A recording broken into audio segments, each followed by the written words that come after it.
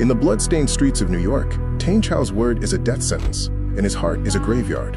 He spent years building a throne of ice, only to realize that the woman who polishes his floors has more power over his soul than any bullet ever could.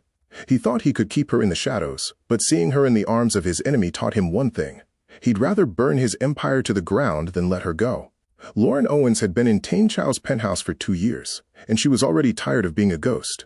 She forced a smile anyway, clutching a lukewarm coffee as she spoke to her sister Maya over a video call in the sprawling cold blue kitchen. "I'm just saying what everyone knows, Lo," Maya whispered, her voice dropping to that protective tone women use when a friend is chasing a shadow. "Powerful men like that, ink-covered kings, they don't see the help.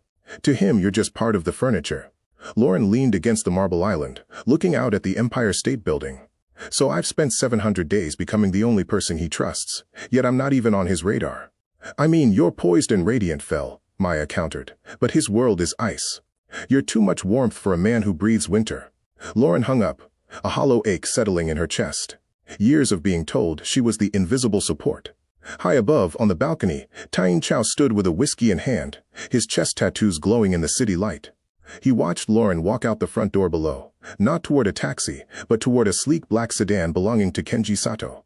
The glass in Tang's hand shattered. He realized then, she wasn't just an employee, she was his oxygen, and she was walking into a fire. "Before we begin, tell me in the comments where you're watching from. I'm responding to everyone. Click subscribe, like this video. Your support helps us bring more thrilling stories, and trust me, you won't want me to miss them." Let's begin. Lauren had started like all the others. Head down, voice soft, invisible by design. The agency sent her with a single warning. Don't ask questions, don't make eye contact, don't exist. She lasted 3 days before breaking every rule. It was a Tuesday morning when she found Tang Chao bleeding in his study, a gash across his ribs that painted his white shirt crimson. The other staff would have called his doctor and disappeared. Lauren pressed a dish towel to the wound and told him to sit the hell down before he bled out on his imported rug. He'd stared at her like she'd grown a second head. Then he sat. That was 18 months ago, and somehow, she'd become the architecture of his days. She knew he took his coffee black at dawn, dark enough to match the ink crawling up his throat. She knew he didn't sleep on Wednesdays, the anniversary of something he never named but always drowned in whiskey. She knew the scar on his left shoulder blade came from a knife, not a bullet, and that he traced it sometimes when he thought no one was watching. She was always watching. Tang told himself it was convenience. Lauren understood the unspoken language of his world. She'd learned when to leave the study door open and when to bolt it shut. She'd perfected the art of setting down his glass without a sound, of existing in the margins of his violence without flinching. She'd even stopped asking about the blood. But convenience didn't explain why he'd fired 3 other housekeepers for crimes as small as moving his books. It didn't explain the security footage he'd never admit to reviewing, watching her move through his penthouse like she owned pieces of it he'd forgotten existed. She hummed while she worked, old jazz standards that reminded him of a life before the ice. And he'd started timing his meetings to end when she'd be in the East Wing, just to hear it. Some nights, when the city below pulsed with sirens and sin, Tang would find her reading in the kitchen. She'd commandeered the corner seat, the one with the view of the Chrysler Building, and she'd curl up with paperbacks she bought from sidewalk vendors. Romance novels, mostly. Stories about men who chose love over power, who bled for women instead of empires. He'd pour himself a drink and pretend he wasn't memorizing the way lamplight caught in her hair. "You should sleep," she'd say without looking up. And he'd grunt something about business in Tokyo, about shipments and territories and all the machinery of his kingdom. She'd just turn a page, and somehow that felt like an answer. The first time she touched him deliberately, it was to straighten his tie before a meeting with the Italians. Her fingers had brushed his collar, and every nerve in his body went silent. "You can't negotiate looking like you just rolled out of bed," she'd murmured. And he'd stood there, a man who'd killed for less than a sideways glance, completely paralyzed by the ghost of her hands. After that, she'd started leaving little corrections in her wake. A book returned to its shelf. A window cracked open because she knew he hated stale air, his favorite glass cleaned and waiting. She was rewriting his space in her own language, and he was letting her. It terrified him. Tang Chao had built his empire on the principle of distance. Love was a liability. Attachment was a weapon someone else could use. But Lauren existed in every corner of his carefully controlled world, and he couldn't extract her without demolishing the whole structure. She'd started smiling at him last month. Real smiles, not the customer service curve she gave everyone else. Small private things that felt like secrets. He didn't know what to do with them, so he collected them like evidence of a crime he was committing against himself. He told himself it would pass, that she was just good at her job, that his obsession was a symptom of isolation. That he'd wake up one morning and she'd be furniture again. Then he'd see her laughing on the phone with her sister, or dancing to music in her earbuds while she folded his shirts, or existing in full color in a world he'd drained to monochrome, and the lie would crumble. She wasn't part of the furniture. She was the only thing in his mausoleum that was still alive. And that's what made her the most dangerous thing he'd ever let inside his walls. The first gift arrived on a Thursday, delivered by a courier who knew better than to wait for a signature. Tane opened the black lacquered box to find a single white peony, Lauren's favorite flower. He knew this because she'd mentioned it exactly once, 3 months ago, while arranging tulips in the foyer. She'd said it quietly, like the memory hurt, something about her mother's garden in Carolina. There was no card. There didn't need to be. Kenji Sato had always been a poet with his violence, preferring psychological warfare to bullets. The Sato family controlled the ports, moving everything from electronics to flesh, through a network Tane had spent 5 years trying to dismantle. They'd been circling each other like wolves for so long that the hatred had calcified into something almost professional. This was different. This was personal. Tane burned the flower in his office fireplace and said nothing. Lauren found the ashes later, asked about the smell, and he'd lied smoothly about documents. She'd accepted it with that look she got sometimes, the one that said she knew he was full of it, but loved him enough not to push. Loved him. He turned the phrase over in his mind, like a gun he didn't know how to unload. The second gift came 3 days later. A photograph, delivered the same way, showing Lauren leaving a coffee shop Tane didn't know she frequented.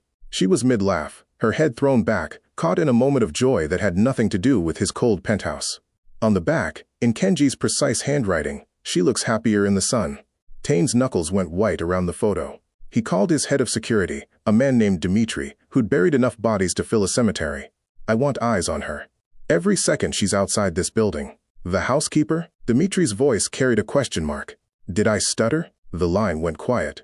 "No, boss." After that, Lauren couldn't buy coffee without 3 of Tane's men shadowing her from a respectful distance. She never noticed. Tane had hired professionals, but Kenji did. Of course Kenji did. The third gift was a recording, delivered on a USB drive that Tane almost put a bullet through before curiosity won. He plugged it into his laptop with the door locked and his hand on his gun. Lauren's voice filled his study, bright and unguarded. She was talking to someone at a farmer's market, asking about heirloom tomatoes, laughing at a joke Tane couldn't hear. The audio was crisp, professional. Kenji had been close enough to touch her. The recording ran for 3 minutes and 47 seconds. Tane listened to it 6 times, memorizing the cadence of her happiness, before he smashed the laptop against the wall. He started finding excuses to keep her in the penthouse. Invented tasks that didn't need doing, requests that didn't make sense. Lauren went along with it, probably thinking he was being difficult, not desperate. She reorganized his library. Deep-cleaned rooms that were already spotless. Made him lunches he didn't eat while he watched her move through his space and tried to figure out how to build a cage that wouldn't break her. The fourth gift arrived with a messenger Tane knew, a kid from the docks who looked ready to piss himself. Smart. Inside the box was a velvet jewelry case containing a delicate gold bracelet, clearly expensive, clearly feminine. The note said, "For when she's ready to wear something beautiful, I'll make sure she knows who values her." Tane shot the wall behind the messenger's head. The kid ran. The bullet hole stayed, a reminder that his control was fracturing. He started going to her corner of the kitchen at night, no longer pretending he wasn't. She'd look up from her books, and he'd stand there like an idiot, a king in his own castle, with no idea how to tell her she was standing in a war zone. "Can't sleep?" she'd ask, and he'd shake his head, pouring whiskey he wouldn't drink. She started making him tea instead, said the whiskey was killing him. He'd take the cup from her hands and feel her fingers brush his, and wonder if Kenji knew about this too. These small intimacies that were more damning than any photograph. The gifts kept coming. A scarf in her size. Tickets to a show she'd mentioned wanting to see. Each one a message. "I'm watching. I know what you want. I can give her what you can't." And the worst part, the part that kept Tane awake long after Lauren had gone to bed, was that Kenji was right. Lauren came to him on a Monday morning, with her resignation typed on cream-colored paper that probably cost more than her weekly salary. Her hands weren't shaking, but Tane could see the effort it took to keep them steady. "I can't do this anymore," she said, standing in the doorway of his study like she was afraid to come closer. Smart girl. He felt feral. Tane didn't look up from the contract he wasn't reading. "You're quitting." "Yes." Her voice was quiet but firm, the same tone she used when she told him to eat or sleep or stop bleeding on the furniture. "I found another position. I can stay 2 weeks if you need time to find a replacement, but I think it's better if I leave now." Now his eyes lifted. She was wearing the gray dress she saved for errands, her hair pulled back in a way that made her look younger, more vulnerable. There was a bruise on her wrist he didn't remember seeing before. Small, thumb-shaped, fresh. Who touched you? The words came out like gravel. She glanced down, seemed surprised he'd noticed, then pulled her sleeve to cover it. It's nothing. I bumped into someone at the market. Liar. He had footage of every second she spent outside this building. No one had bumped into her. Someone had grabbed her. Kenji, you're leaving because you're scared, Tane said flatly, standing now, coming around the desk. Someone threatened you. I'm leaving because I'm tired of being invisible. Her eyes met his, and there was something raw in them, something that looked like grief. 2 years, Tane. 2 years of watching you build walls and bleed, and pretend you don't need anyone. I can't be part of your furniture anymore. I can't be the thing you don't see until it's broken. The words hit him like bullets. He'd spent months telling himself she didn't notice, that his carefully maintained distance was protection for both of them. Turned out he'd just been slowly killing the only good thing in his life. So that's it, he said, ice creeping into his voice, because ice was easier than the alternative. You walk out, find some normal job with normal hours, pretend you never saw any of this. That's the plan. She was crying now, silently, tears tracking down her cheeks like evidence of something he'd destroyed without meaning to. You'll be fine. You were fine before me. He wasn't. He'd been dead before her, just didn't know it. But pride was a disease, and Tane had been sick with it for 34 years. So instead of telling her that she was the only warmth in his winter, that he'd rather cut off his own hand than watch her leave, that the thought of her existing somewhere he couldn't protect her made him want to burn the world down, he nodded. 2 weeks isn't necessary. You can go today. She flinched like he'd struck her. Today? You said it yourself. Better to leave now. He walked back to his desk, sat down, picked up his pen like she'd already disappeared. I'll have accounting transfer your final payment. There'll be a severance package. You've been adequate. Adequate. The word hung in the air like poison. Right. Her voice was hollow now, all the warmth drained out. Of course. Adequate. She turned to leave, and he watched her go, every muscle in his body screaming to stop her. His hand actually lifted off the desk, reaching for something he had no right to hold on to. But then she paused in the doorway, and for one stupid, hopeful second, he thought she might turn around. I hope you find what you're looking for, Tane, she said without looking back. I hope all this ice keeps you warm. Then she was gone. He sat there for 3 hours, staring at nothing, listening to the sounds of her moving through the penthouse for the last time. Drawers opening and closing in her small room off the kitchen. The water running, her footsteps, lighter now, unburdened. When the front door finally closed, the silence was so complete, it felt like death. Dimitri appeared in the doorway. Want me to follow her? No. Tane poured himself a drink with hands that had killed men without trembling, but couldn't seem to hold a glass steady anymore. Let her go home. She's free. Dimitri shifted, uncomfortable. Boss, she didn't head toward Queens. She got into a black sedan. Sato's plates. The glass exploded against the wall.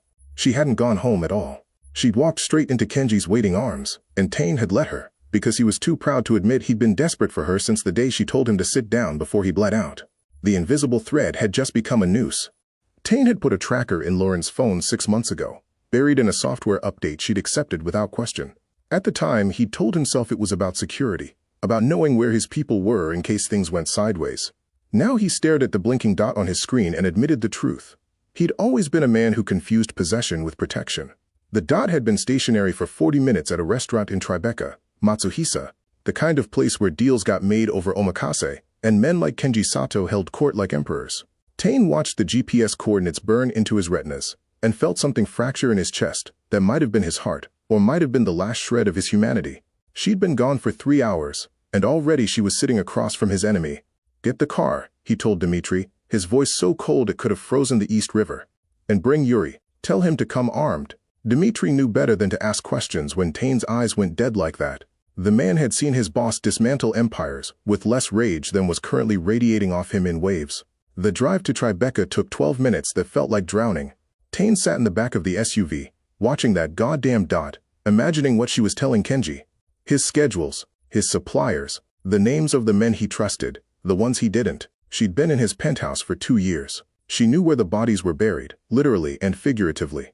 He thought about the way she'd looked at him this morning, tears streaming down her face, and wondered how much of it had been performance. Had Kenji coached her, told her exactly what to say to make Tane's pride do the heavy lifting? I can't be part of your furniture anymore. Maybe she'd been practicing that line for weeks. His phone buzzed, a message from one of his surveillance guys with a photo attached. Tane opened it and felt his world tilt sideways. Lauren, sitting across from Kenji Sato in a private booth, her face partially obscured by candlelight. Kenji was leaning forward, saying something that made her smile. That same bright, unguarded smile Tane had spent months collecting like evidence. On the table between them, wine glasses, untouched food, and what looked like a manila envelope. Documents. She was handing him documents. "Drive faster," Tane said, and Dimitri pressed the accelerator like the devil was chasing them. Another photo came through. This one showed Kenji reaching across the table, his hand covering Lauren's. She wasn't pulling away, wasn't flinching, just sitting there, letting Tane's enemy touch her like he had the right, like she wanted him to. Tane had tortured men for less, had buried them in the foundations of buildings that now scraped the sky. But watching Lauren, his Lauren, except she'd never been his, had she? Sitting there with Kenji felt like dying in slow motion. He tried to think rationally, to consider alternative explanations. Maybe Kenji had threatened her family.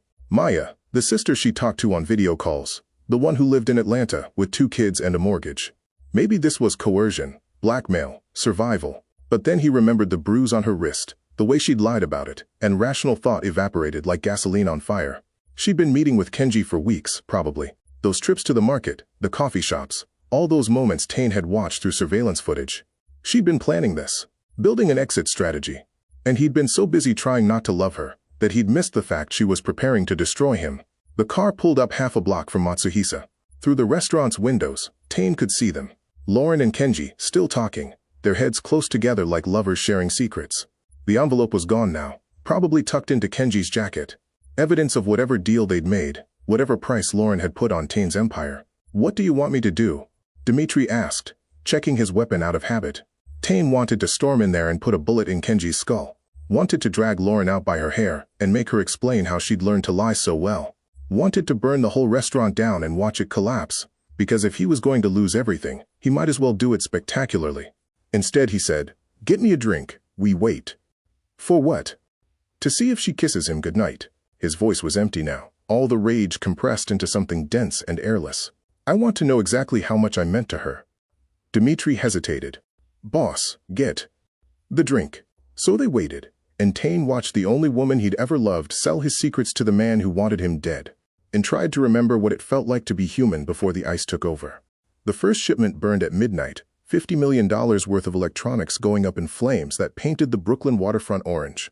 Tane watched from across the river, whiskey in hand, and felt nothing except the cold satisfaction of watching Kenji's empire start to crumble. "This is insane," Dimitri said, "because someone had to. We hit 3 of his warehouses in one night. We're starting a war we're not prepared for." "Then prepare." Tane drained his glass and turned away from the flames. "I want his ports shut down by morning. Every truck, every container, every piece of cargo he's moving. I want it bleeding. The Italians won't like it. The Russians will see it as expansion. We'll have 5 families breathing down our necks by Friday. Let them breathe." Tane had built his empire on calculated moves, chess games that took months to play out. This wasn't strategy. This was a man who'd lost his mind somewhere between watching Lauren smile at another man and realizing he'd rather own a graveyard than live in a world where she belonged to Kenji Sato. By dawn, 4 of Kenji's operations were ash. By noon, the streets were whispering about the Chow family's sudden aggression, trying to figure out what had changed, what territorial slight had triggered this level of violence. They didn't know it wasn't about territory. It was about a woman in a gray dress who'd walked out of a penthouse and taken Tane's sanity with her. The retaliation came fast. 2 of Tane's clubs got shot up, bottles and bullets flying, civilians running for cover. One of his bookies ended up in the hospital with 3 broken ribs and a message carved into his chest: "Back off." Tane sent the man flowers and burned another warehouse. "You're going to get people killed," Yuri said, the only one of Tane's men stupid enough or loyal enough to speak plainly. "Good people, our people. Then tell them to stay out of the crossfire." "What's this about, boss? Really?" Yuri was older, scarred, had been with Tane since the beginning when they were just kids with knives and bad ideas. "Because it looks like suicide, with extra steps." Tane didn't answer. Couldn't. "How did you explain that you were burning down the world because a housekeeper had become your oxygen, and you'd let her walk into enemy hands? How did you admit that every warehouse you torched was just you screaming her name into the void?" The surveillance photos kept coming. Lauren at Kenji's penthouse in Soho, the kind of place that made Tane's look modest. Lauren getting into Kenji's car, his hand on the small of her back like he owned her. Lauren wearing new clothes, expensive ones, the kind Tane had never bought her because he'd been too busy pretending she didn't matter. Each photo was a knife between his ribs. He started making mistakes. Went to a meeting with the Colombians without backup. Almost got himself killed because he couldn't focus past the image of Lauren in Kenji's bed. Started drinking before noon, showing up to negotiations with bloodshot eyes and a trigger finger that itched for violence. His captain started talking. Quietly, carefully, the way men do when their boss is unraveling. Dimitri tried an intervention that ended with Tane putting a gun to his head, not Dimitri's, his own, and asking if that would make everyone feel better about his decision-making. After that, they stopped trying. A week into the war, Tane's network had lost $30 million and gained nothing but corpses. Kenji's territory was hurting, sure, but the man himself remained untouchable, protected by layers of security and the knowledge that he had something Tane wanted more than revenge. Then came the message. Hand-delivered by a courier who looked ready to faint, a simple card in Kenji's precise handwriting. She's safe. She's happy. Let it go. Tane read it 3 times before he started laughing, the kind of sound that made his men reach for their weapons. Let it go. As if Lauren was something he'd casually misplaced, a watch or a wallet, not the axis his entire world had been rotating around.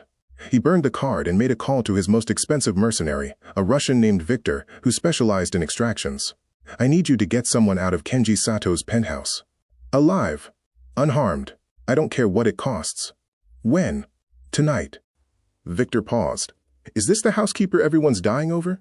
Everyone. The whole underground knew.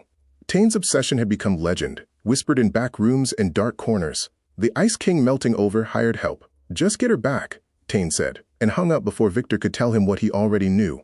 That this was madness. That you couldn't start a war over a woman who'd chosen someone else. That some things once broken stayed that way. But Tane had never been good at accepting loss. He'd burned his first empire down at 19 rather than surrender it. 20 years later, he was ready to do it again. For her. Always for her. The ambush happened on the FDR Drive at 2 a.m., 3 SUVs boxing in Kenji's sedan like wolves cornering prey. Tane had 8 men, all armed, all ready to paint the highway with blood if their boss gave the word.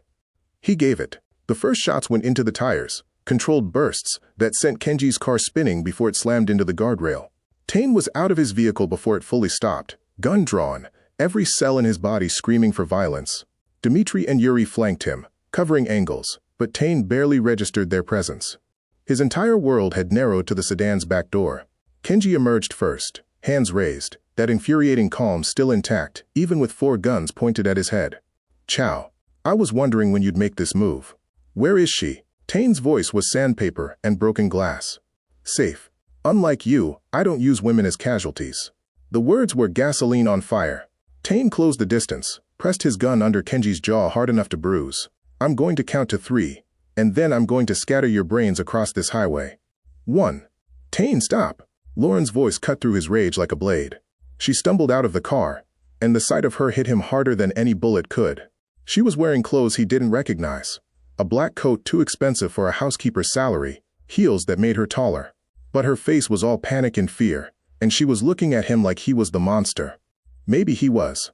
Get back in the car, Kenji said quietly, never taking his eyes off Tane. No. Lauren moved between them, and Tane's world tilted because she was shielding Kenji, putting her body between him and Tane's gun. Tane, please, you don't understand. I understand perfectly. His gun hand didn't waver, even though she was close enough to touch now. You sold me out. Ran straight to my enemy the second you walked out my door. Did he pay you well? Was it worth it? Her face crumpled. Pay me? Tane, I was trying to save your life. The words didn't make sense. He shook his head like he could physically dislodge them. What? The contracts, Lauren said, tears streaming now, her voice breaking. The ones Kenji sent you. They weren't gifts. They were warnings. He's been trying to tell you there's a hit out on you. The Yakuza syndicate in Tokyo. They're coming for you next week. 30 men, professional killers. You wouldn't survive it. Tane's grip on the gun loosened. That's... She came to me, Kenji interrupted, his voice carrying that same measured calm. A week ago. Showed up at my office without an appointment, scared out of her mind. Said she'd intercepted communication about the hit and knew you'd never listen to me directly. Asked if I could help broker a truce. The manila envelope. The documents Lauren had handed over at the restaurant. She brought me your shipping manifests, Kenji continued.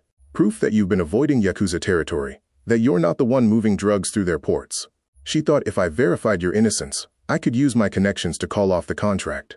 Tane stared at Lauren, his mind trying to recalibrate reality. You gave him my shipping routes to save me. I gave him everything, she whispered. Every secret, every vulnerability. Because watching you die was worse than any consequence of betraying you. She was sobbing now, ugly and real. I resigned because I thought if I left, if I wasn't connected to you anymore, they might leave you alone. But then Kenji's people found me, told me it was already too late. So I made a deal. What deal? Tane's voice was hollow. Kenji answered. She works for me now. Real employment, not whatever hell she endured in your penthouse. In exchange, I use my Yakuza connections to cancel the hit. Your life for her freedom. The gun fell to Tane's side. He looked at Lauren, really looked at her, and saw the exhaustion in her eyes, the weight of carrying his survival on her shoulders, while he'd been busy assuming the worst. While he'd been burning down the city out of jealousy and pride. You thought I betrayed you, she said softly. And maybe I did, but not the way you think. The bruise, Tane managed, on your wrist. One of the Yakuza. He wanted to send you a message, knew I worked for you. Kenji's men stopped it before it got worse. Tane had started a war, killed men, destroyed millions in property, unraveled years of careful peace. All because he couldn't conceive that someone might love him enough to sacrifice everything. I'm sorry, he said, and the words felt like choking. Lauren shook her head. You should be, but we don't have time for apologies. The hit is still active. Kenji needs 2 more days to negotiate the cancellation, and you need to disappear until then. Come with me. Tane. Come with me, he repeated, and this time it wasn't a command. It was begging. Please. They ended up in a safe house in Red Hook, one of Tane's properties that didn't officially exist. Lauren sat on the edge of a worn couch while Tane paced like a caged animal, his men stationed outside, the city burning behind them because of his spectacular inability to handle human emotion. You can't stay with Kenji, he said for the 3rd time, each repetition more desperate than the last. It's already done. I signed contracts. Fuck the contracts. He spun to face her, and the rawness in his expression made her flinch. You think I care about a piece of paper? I'll buy you out. I'll pay him double, triple, whatever he's giving you. It's not about money, Tane. Lauren's voice was tired, worn thin by a week of carrying secrets that could kill them both. He's protecting me. The Yakuza know I gave him the information. If I come back to you now, they'll see it as proof you're still in play. The hit stays active. Then we disappear. Both of us. I have places they'll never find us. She laughed, bitter and broken. You. Disappear. You'd rather die than leave your empire. We both know it. That was before. He crossed to her, dropped to his knees in front of the couch so they were eye level, and the sight of Tane Chow on his knees was so foreign it made her breath catch. Before I watched you walk out my door and realized I'd spent 2 years being too much of a coward to tell you the truth. What truth? But she already knew. Could see it written in every desperate line of his face. That I'm in love with you. The words came out like a confession at gunpoint. That I have been since the day you told me to sit down before I bled out, and I've spent 700 days trying to pretend it wasn't destroying me. I convinced myself I was protecting you by keeping you at a distance, that if I never touched you, never claimed you, you'd somehow be safer. But all I did was make you feel invisible while you were the only thing I could see. Lauren's hands were shaking. Tane, you think you're being noble, sacrificing yourself for me? But you're not the martyr here, Lauren. I am. I'm the one who had everything I ever wanted polishing my floors and making me tea, and I was too proud to reach for it. Too scared that if I loved you out loud the world would use it against me. He grabbed her hands, held them like anchors. And I was right. They did. But letting you go is worse than any bullet they could put in me. You don't mean that. I watched you smile at another man and wanted to burn the world down. I started a war over you. Lost millions, killed people, broke every rule I've ever lived by, and I'd do it again without hesitation. His grip tightened. So don't tell me what I mean. Don't tell me you're doing this for my own good. You want to protect me? Then stay. Fight with me, instead of for me. The hit. Kenji can handle the hit, without you chained to him. I'll give him whatever he wants. Territory, shipments, a goddamn alliance if that's what it takes. But you don't belong to him. Tane's voice dropped to something dangerous, possessive. You belong to me. You've always belonged to me. And I'm done pretending otherwise. The words should have made her angry. Should have triggered every feminist bone in her body, every independent thought she'd ever had. But the way he said it, like a prayer and a threat combined, made something molten pool in her stomach. You called me adequate, she whispered, and the hurt in her voice made him flinch. I lied. You're the only adequate thing in my entire fucking life. Everything else is just noise and violence and ice. But you? He pressed his forehead to her hands. You're the fire I've been trying not to burn in. And I'm tired, Lauren. I'm so goddamn tired of being cold. She cupped his face, felt the stubble rough against her palms, saw the tattoos on his throat pulse with his heartbeat. This man who'd built an empire on distance was kneeling before her, cracked wide open, offering her everything including the knife to finish him off. "If I stay," she said slowly, "if we do this, there's no going back. You can't keep me in the shadows anymore. No more invisible. No more furniture. I'll tattoo your name on my chest if that's what it takes." "I'm serious, Tane. So am I." He stood, pulled her up with him, held her face like she was something precious he'd almost lost. "I want you visible. Want everyone to know you're mine. Want to watch men look at you and know they're dead if they touch you. Want to burn this whole city down and build you a new one from the ashes." "That's insane. Good thing you're fluent in my particular brand of crazy then." He kissed her forehead, soft and reverent. "Say yes." Lauren closed her eyes, felt the weight of his empire and his love pressing down in equal measure. "We're both going to die, aren't we? Probably. But at least we'll do it together." That's the worst romantic line I've ever heard. Say yes anyway. And because she'd spent 2 years loving a man made of ice and violence, because she'd walked into enemy territory to save his life, because saying no would mean living without him, she did. Yes. The elders came 3 days later, 5 men in $1,000 suits who'd built their fortunes on blood and tradition. They sat in Tane's penthouse like judges at a trial, eyes cold and calculating, voices low and dangerous.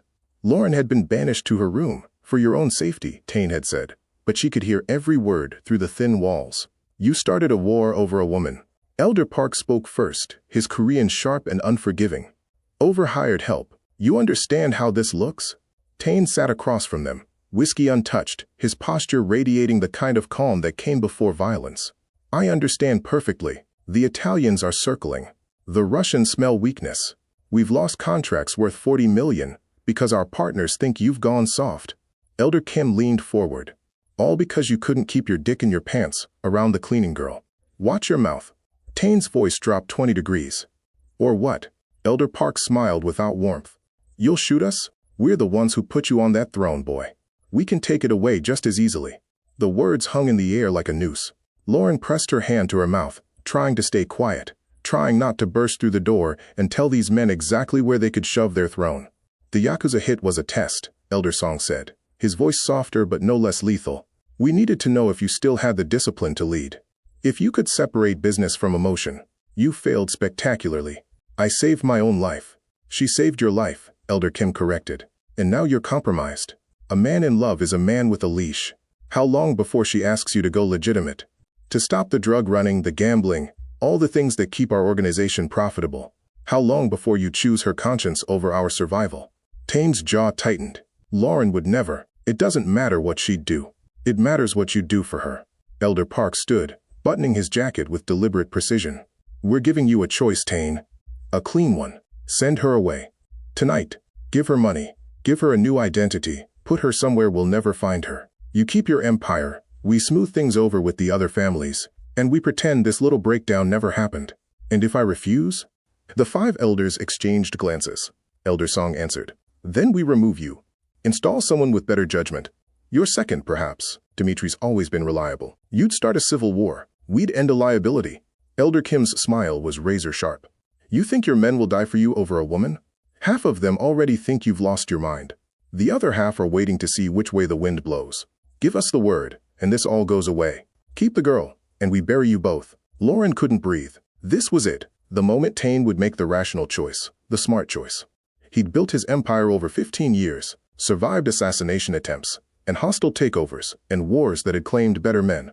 He wouldn't throw it away for a housekeeper he'd known for 2 years. She was already mentally packing when she heard Tane laugh. It wasn't a happy sound. It was the laugh of a man who'd been pushed past his breaking point and found something sharp on the other side.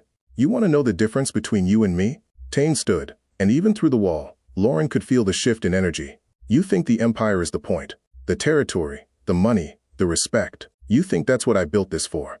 What else is there?" Elder Park asked. "Everything. Everything else." Tane's voice was steel wrapped in ice. "I built this empire because I had nothing to lose. No family, no love, no reason to stop until I owned every corner of this city. But now I have something worth more than all of it combined, and you're asking me to throw her away like she's disposable." "She is disposable," Elder Kim said flatly. "We all are. That's the business. Then I'm out of the business." Silence. The kind that preceded executions. "You don't mean that," Elder Song said carefully. "I've never meant anything more." Tane walked to the window, looked out at the empire he'd bled for. You want the territory? Take it. The operations, the contacts, the whole infrastructure, it's yours. I'll sign whatever you want. But Lauren stays with me, and anyone who touches her dies screaming. You'd give up everything? Elder Park sounded genuinely confused. For one woman? She's not one woman. She's the only thing in my life that isn't built on corpses and lies. Tane turned back to face them. And I'd rather have her and nothing than everything without her. Elder Kim stood slowly. You're a fool, Tane Chow. Probably. But I'm a fool who knows what matters. The syndicate will never accept this. Then the syndicate can go to hell. Tane opened the door, a clear dismissal. I'll have my lawyers draft the transfer documents by morning. Take everything. Just leave us alone. The elders filed out, their faces unreadable, their silence more threatening than any words. When the door closed, Lauren emerged from her room, tears streaming down her face. You just gave up your empire, she whispered. Tane crossed to her, pulled her into his arms like she was the only solid thing in a collapsing world. I didn't give up anything. I finally figured out what I was fighting for. They'll kill us. Let them try. He kissed her forehead, her cheeks, tasted salt and disbelief. I spent 15 years building a throne of ice. Time to find out what it's like to burn. The penthouse looked different through Lauren's eyes now. Same marble floors she'd polished 1,000 times. Same floor-to-ceiling windows overlooking a city that pulsed with neon and sin. But she wasn't arriving with a mop and bucket anymore. She was walking through the front door in a black dress that cost more than her old monthly salary, Tane's hand possessive on the small of her back. Dmitri waited in the foyer, along with 6 other men whose names Lauren had learned from overheard phone calls and bloodstains on expensive shirts. They all stared. Of course they stared. The housekeeper had become the queen overnight, and none of them knew quite how to process it. Gentlemen, Tane said, his voice carrying that edge of violence that made grown men flinch. Some of you know Lauren. The rest of you are about to. She's not staff anymore. She's mine, which means she's untouchable. Anyone who forgets that distinction won't live long enough to apologize.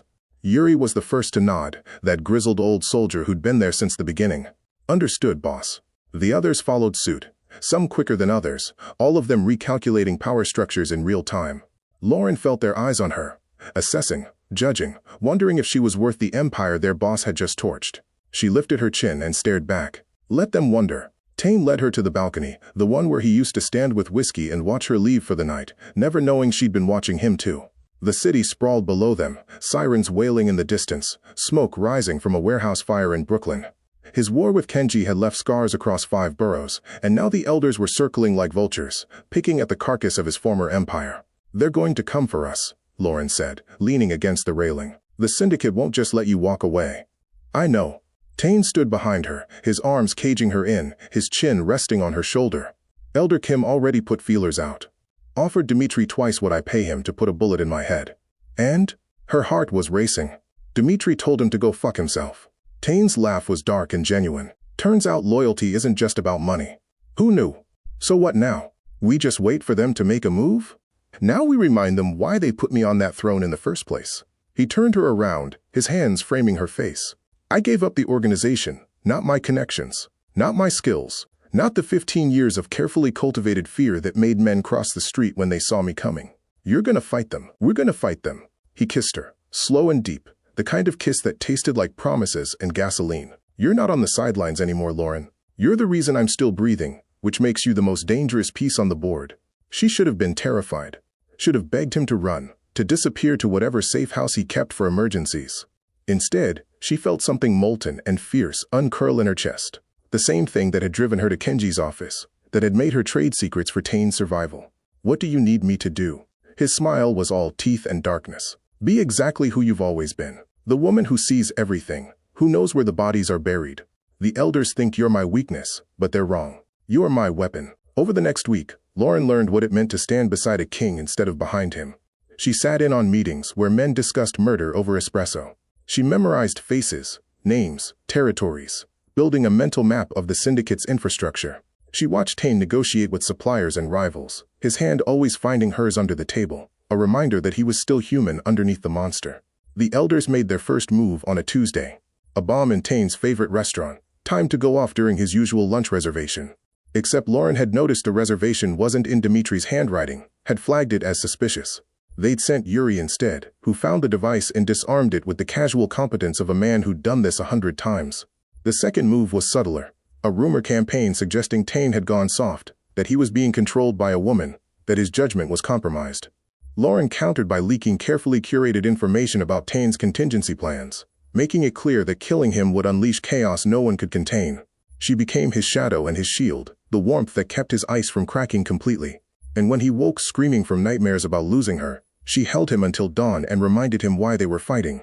The city burned below them most nights now, small fires that marked the ongoing war between Tane's loyalists and the Syndicate's enforcers. But up in the penthouse, wrapped in expensive sheets with Tane's heartbeat steady against her ear, Lauren felt something she hadn't felt in 2 years of polishing floors and being invisible. She felt seen. She felt powerful. She felt like exactly where she belonged. "I love you," Tane murmured into her hair, half asleep, vulnerable in a way he'd never let anyone else witness.